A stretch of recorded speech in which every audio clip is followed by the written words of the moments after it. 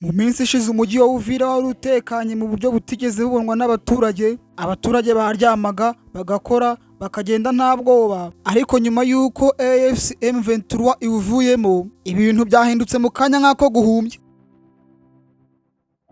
Uyu munsi Uvira yongeye kuvugwa, ariko si kubw'amahoro ahubwo kubw'urugomo, amarira n'ubwoba. Makuru aturuka muri Repubulika Iharanira Demokarasi ya Kongo aravuga ko nyuma y'uko ingabo za AFC M23 zivuye mu mujyi wa Uvira, uyu mujyi wahise wigarurirwa n'abarwanyi ba Wazalendo. Kuva icyo gihe hagaragaye urugomo rukabije, by'umwihariko rwibasira abaturage b'abanyamurenge n'abandi bavuga ururimi rw'ikinyarwanda.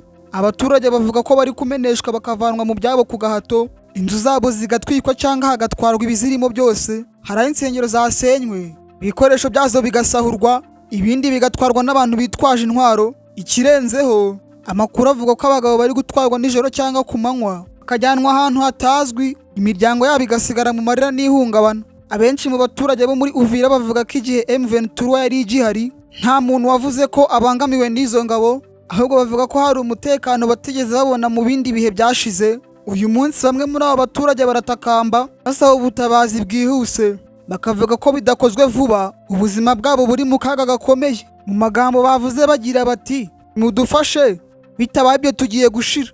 Ibi byose byongera kwibutsa isi ko iyo habaye ihinduka ry'ubutegetsi mu ntambara, abaturage basanzwe aribo bahita bahahombera.